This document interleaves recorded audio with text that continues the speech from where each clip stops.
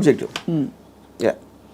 చాలా మందికి నాకు ప్రపంచం చూసేయాలి, I want to travel and experience new things అని అవన్నీ ఉంటాయి. కానీ అడ్డొచ్చేవి ఏంటంటే కుటుంబం, భార్యను తీసుకుని వెళ్ళాలి, ఆఫీస్లో బాస్ లీవ్ ఇవ్వడు, చేతిలో డబ్బు లేవు, ఇవన్నీ. So how do you make peace? ఇది పాయింట్. ఇంకొకళ్ళ కోసం బతకటం అనేది that is the first thing nobody should. ఎలా బతకాలి అంటే ఇంకొకళ్ళ కోసం బతకూడదు. ఇందాకేమన్నా నువ్వు ఇష్టం వచ్చినట్టు బతకాలన్నా, ఇంకొకళ్ళ కోసం బతకపోవటం అనేది ఫస్ట్ చేయాల్సిన పని. అది ఎలా బతకాలంటే అంటే భార్య రాకపోయినా ఎవరైనా సరే, anybody except for you, nobody is important. ఇంకోళ్ళ ఇంపార్టెన్స్ ఏంటంటే మీ హ్యాపీనెస్ని ఇంక్రీజ్ చేస్తాడు. దానికి యాడ్ అయిన వాళ్ళు they are worth it. Any time they subtract it or they create a pressure, they should be out of your life. అది ఎవరు, మీ పిల్లల, భార్య, వీళ్ళాలి, ఎవరైనా సరే, anybody who comes in between you and your excitement should be mercilessly taken away. చాలామంది ఇప్పుడు కుటుంబ సమేతంగా ఉండే వ్యక్తులందరూ కూడా ఇప్పుడు చూసి మీ మీద దాడికి వస్తారు. రామ్ గోపాల్ వర్మ గారు, టెంపరీ ఎక్సైట్మెంట్ కోసం మీరు ఒక వ్యవస్థనే ప్రశ్నిస్తున్నారా అని చెప్పి. అది ఫస్ట్ ఆఫ్ ఆల్ వ్యవస్థ అనేది కరెక్ట్ కాదు. ద పాయింట్, ఇది చాలా మందికి తెలుస్తుంది, వాళ్ళు బయటికి చెప్తారు అంతే.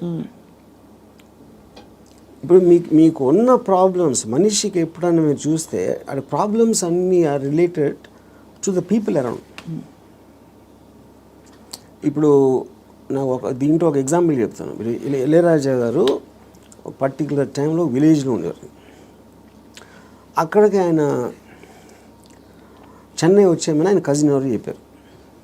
చెన్నై ఇక్కడే నేను బతలేవో, చెన్నైలో ఎలా బతుకుతున్నాను అంటే చెన్నైలో కుక్క కూడా బతుకుతుంది చెప్పాడు ఆయన. అది ఇంట్రెస్టింగ్ పాయింట్ ఏంటంటే, కుక్క ఎలా బతుకుతుంది అసలు? దానికి మ్యాక్సిమం కావాల్సింది ఫుడ్.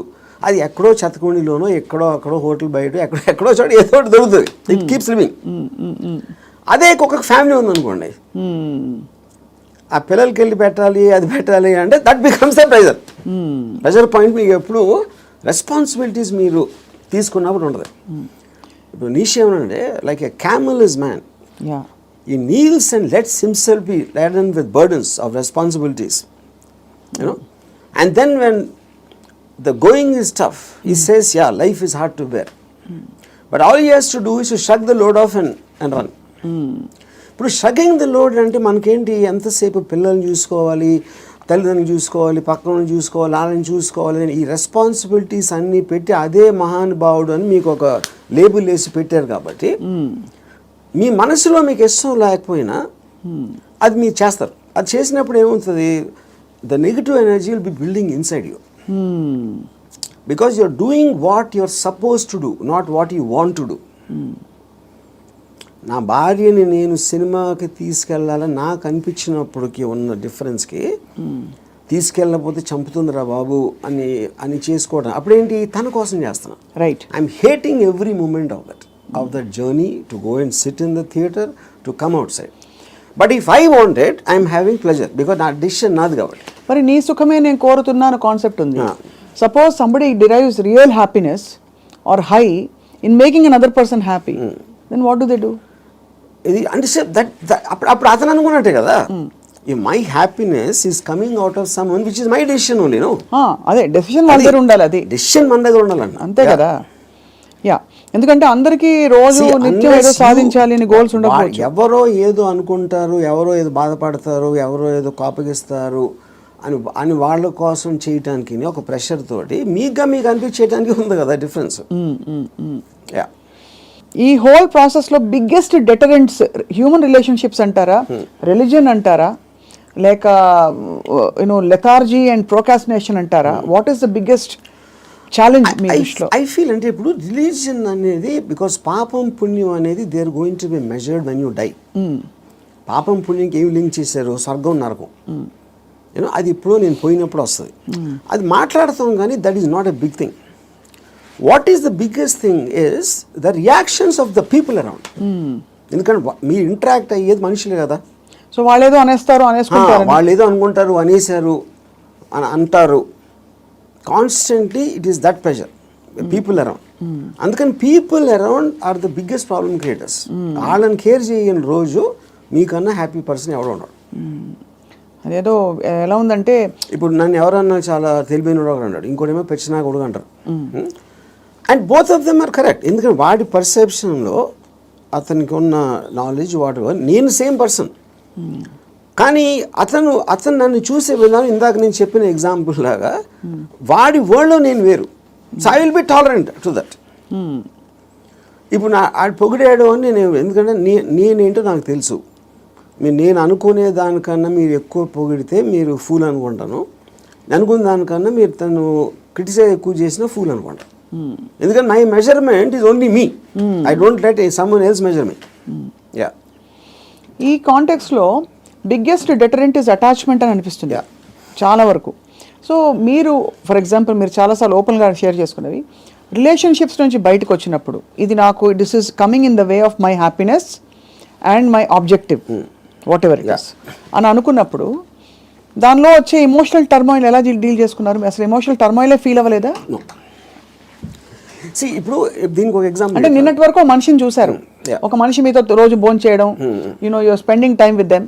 ఇవాళ నుంచి మీరు బ్రేకప్ అయిపోయాక మనిషి ఉండరు మీ లైఫ్లో. How do you visualise that possibility? That is what I'm saying. ఇప్పుడు ఒక ఎగ్జాంపుల్ ఏమి ఇస్తానంటే, ఇప్పుడు I'm very fond of my father.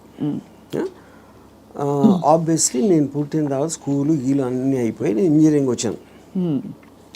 Engineering కూడా అయిపోయిన తర్వాత అప్పటికి మా ఫాదర్ కొంచెం ఇన్సెక్యూర్, అంటే స్టూడియోలో జాబ్ ఉంటుందా, లేకపోతే కొత్త టెక్నాలజీ వచ్చేసింది, సో రిటైర్మెంట్కి ఏం చేయాలి అనుకునే టైంకి ఆయనకి మా అంకుల్ ఎవరో ఒక షాప్ ఇచ్చారు, ఒక ఏదైనా ఈయన జ్యూస్ షాప్ ఏదో పెడదామని మా ఫాదర్ ప్లాన్.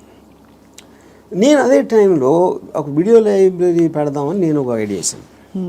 అది వెళ్ళి మా ఫాదర్ని అడిగా, నా షాప్ నాకేమో వీడియో లైబ్రరీ పెట్టుకుంటాను. మా ఫాదర్ నా దగ్గర ఏమనుకున్నా, తర్వాత మా అంకుల్కో ఎవరికో నేను రిటైర్మెంట్ కోసం ఉంచుకుంటే అది కూడా అడిగేస్తున్నాడు వాడు. ఇది మా అంకుల్ నాకు చెప్పారు. ఇంకా నాకు బార్ కూడా గుర్తుంది, మధు బార్ అని అమీర్పేటలో. అప్పుడు నేను నిజంగా ఎఫెక్ట్ అయ్యాను. ఎందుకంటే ఒకటి మై గిల్ట్ ఆస్పెక్ట్ ఆఫ్ మా ఫాదర్కి ఇస్తే మా అంకులు, నేను నా కోసం నాకు ఇచ్చేయమని అడిగేది ఆ వీడియో లైబ్రరీ బిజినెస్ నడుస్తుందా లేదా ఏంటో తెలీదు. మా ఫాదర్ డెసిషన్ తీసుకుంటే ఆయనది he's got every right to decide what he wants because that belongs to him, not to me. కానీ నాకు జ్యూస్ పార్లర్ నడవదు, వీడియో లైబ్రరీయే నడుస్తుంది అనేది నా. కానీ మా అంకుల్ చెప్పేటప్పటికి నేను ఆ ఎమోషన్ తోటి మా ఫాదర్కి వెళ్ళి చెప్పేసి, సరే నేను వద్దు నాకు అని నేను చెప్పేద్దాం అనుకున్నాను. నేను నడుస్తూ ఉంటే అమీర్పేట నుంచి పంజాగుట్కి స్లోగా emotions got this by my logic. నా లాజిక్ ఏమైందంటే, నేను ఎంత స్ట్రాంగ్గా నమ్మినప్పుడు at the most video library పెడితే 2-3 months తెలుస్తుంది అది నడుస్తుందా లేదా మూసేయాలి. అప్పుడు anyway you can do is in case he wants to juice thing, okay. But ఇది వర్కౌట్ అయిందంటే ఇట్ చేంజ్ అవర్ లైఫ్స్. మా ఫైనాన్షియల్ ఆస్పెక్టు ఇది అది అన్నీ మారిపోతాయి. అప్పుడు నేనేం డిసిషన్ తీసుకున్నా ఫైనల్గా, I don't care about what my father thought, okay. So ఇప్పుడు నేను రూత్లెస్గా అంటే మా నాన్నగారు మనోభావాలను పట్టించుకోకుండా చేశాను అంటే అది నేను ఎవరి కోసం చేశాను, ఆయన కోసం, నా కోసం చేసుకున్నాను. So but because my confidence work out అయితే వాళ్ళు కూడా హ్యాపీగా ఉంటారు. That is the risk you have to take any given time. అవును.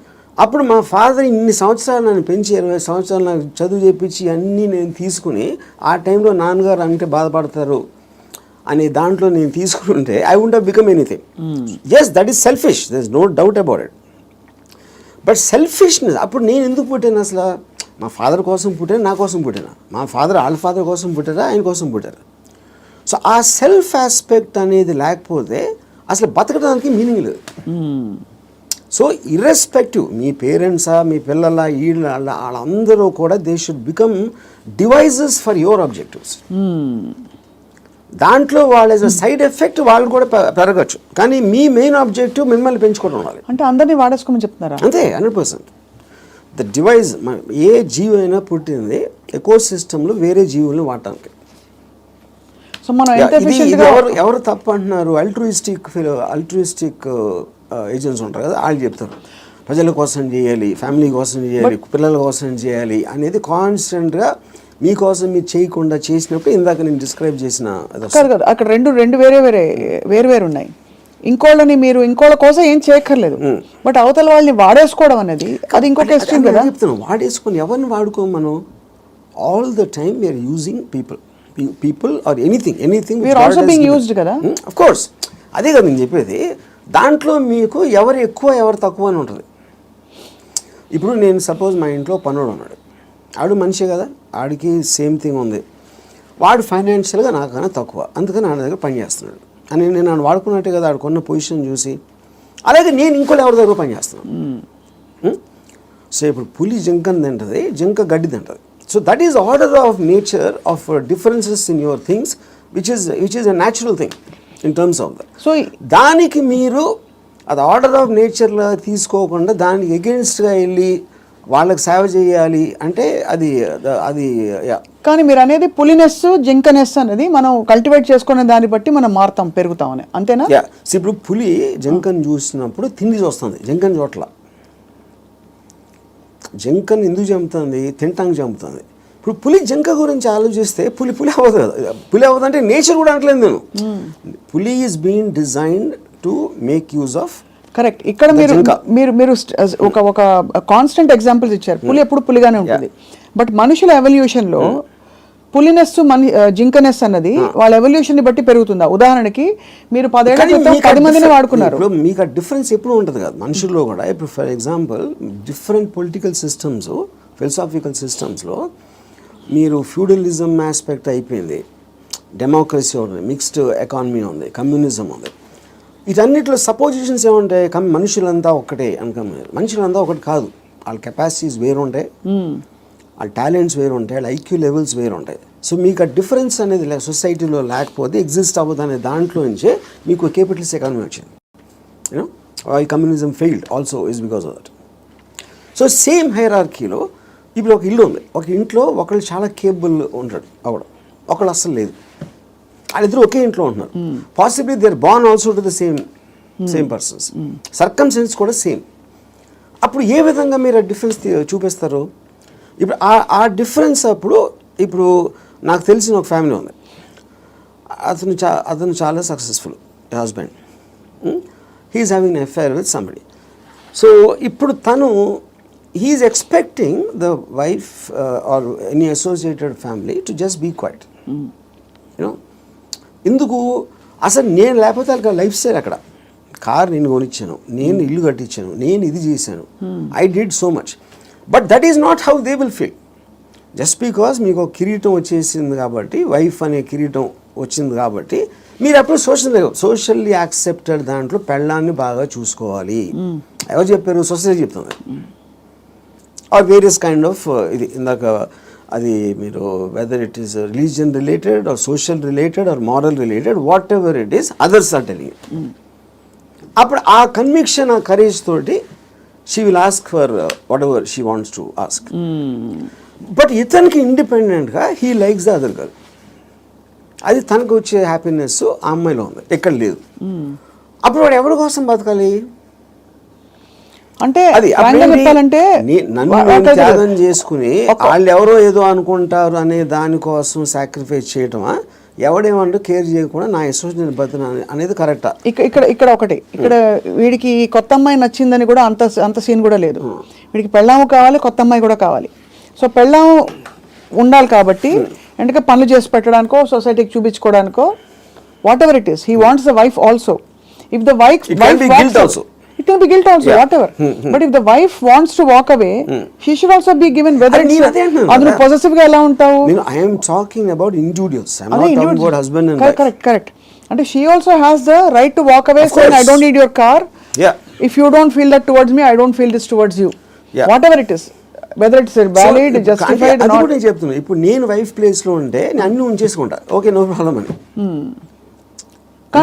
నీ కారు నాకు వద్దు, నేను ఎగోగలను, కారు ఉంచేసుకుంటా నేను. అక్కడే మీకే కనుక కారు అవన్నీ ఉండుంటే, సపోజ్ మీ ఎకనామిక్ హ్యాండ్ పైన అనుకోండి, మీరు వైఫై ఉండి మీరు అప్పుడు లెఫ్ట్ లెగ్ తో తను వెళ్ళిపోతారు. నన్ను తక్కువ చేసేసి అమ్మాయి దగ్గరికి వెళ్తావని ఈగో హర్ట్ అవుతుంది. So everything that's being dictated here is పరస్పర మ్యూచువల్ ఎకనామిక్స్. దాన్ని దాటుకుని ఇంకేమన్నా ఉందో నాకు తెలియదు కానీ ఐఎమ్ జస్ట్ సేయింగ్ మీరు చెప్తున్న సిచ్యువేషన్ అదే that is again related to sense of righteousness. ఎవరు రైట్ అని వాళ్ళు ఫీల్ అవుతున్నారు. ఇప్పుడు నేను అనుకోండి, I will be very okay with my girl friend or my wife want somebody else, I will respect her wish. And you still live with her as husband and wife? If I want to, if it doesn't make a difference to me. I don't want to live with anybody. That's a different thing. But I have no problem. Yeah. అంటే you mean in a context of relationship, yeah, where you are with somebody, yeah, ఆ వాళ్ళు నాకు ఫలానా వాళ్ళు నచ్చారంటే you don't mind that అంటే? No, not at all. Yeah. ఇది నేను even before I was married, engineering కాలేజ్లో కూడా this is a girl I was in love with and she was in relationship with somebody else. I was waiting for the relationship to break so that I might get a chance.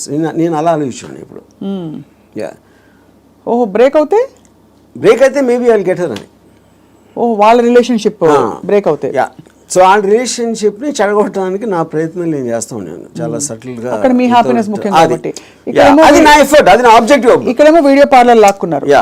అది correct. So మొత్తానికి మీకు ఏది కావాలో మీరు happiness తోటి, నాకు కావాల్సిన దానికోసం నేను నా కెపాసిటీని ఉపయోగించుకుంటాను. సో ఆ గంధపు గాలి ఇతరులను కూడా తాకి వాళ్ళు కూడా బాగుపడితే అదొక సైడ్ ఎఫెక్ట్.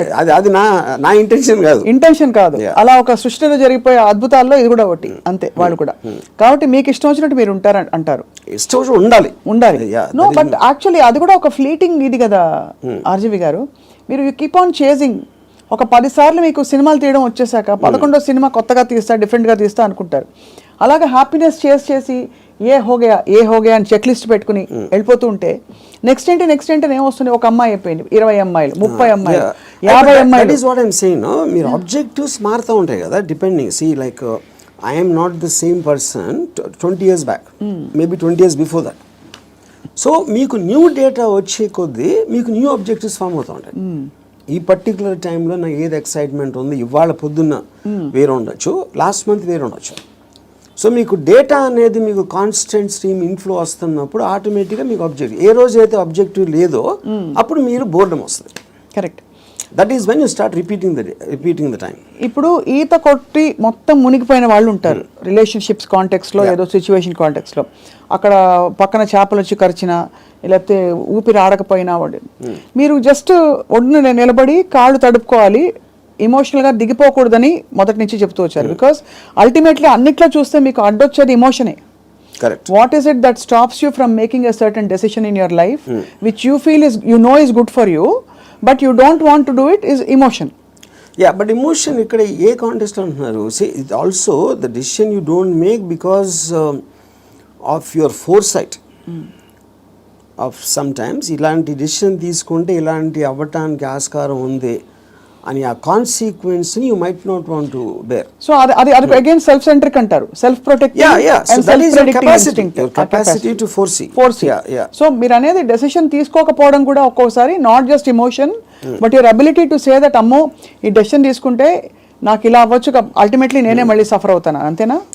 ఇప్పుడు ఫర్ ఎగ్జాంపుల్ నేను నా డివోర్స్ అయినప్పుడు నేను any decision related to someone else somebody will get hurt. ఇప్పుడు ఆ హర్ట్ని I will have to measure it against my hurt, my whatever my feelings at that time.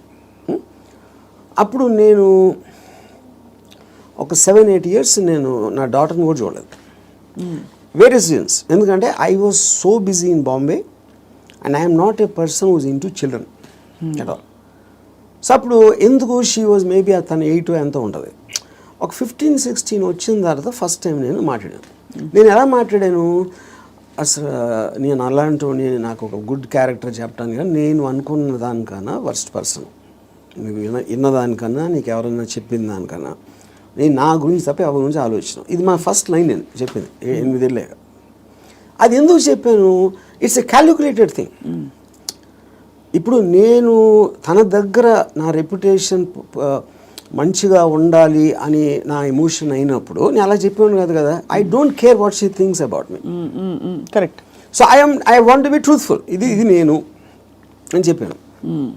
అప్పుడేంటి, then they will get cultivated to that. So ఇప్పుడు ఎప్పుడు మనం మాట్లాడినప్పుడు మీరు ఎంత క్యాజువల్గా చెప్తారో అంత క్యాజువల్గా వాళ్ళు తీసుకుంటారు. మీరు వాళ్ళు ఏదో మహా ఇది జరిగిపోయింది అన్న బిల్డప్ ఇస్తే వాళ్ళు కూడా అలా తీసుకుంటారు. సో ఈ సైకలాజికల్ ఆస్పెక్ట్ అనేది నాకు అర్థమవుతుంది కాబట్టి I will know exactly how to talk to people. అది అన్నిసార్లు వర్కౌట్ అవుతుందని చెప్పట్లేదు. వర్కౌట్ అవ్వకపోయినా నాకు no problem, because I'm already willing to bear the worst situation based upon my decision. నేను తీసుకునే 10 డెసిషన్స్లో 8 ఫెయిల్ అవుతాయి ఎప్పుడు. But 2 will work. So far they worked. So the point is to keep on making decisions is how you have to live. ఎలా బతకాలంటే నిర్ణయాలు తీసుకుంటూ పోవాలి అంతే, ఇప్పుడు మీ దృష్టిలో ఇర్రెస్పెక్టివ్ ఆఫ్ ద కాన్సిక్వెన్స్.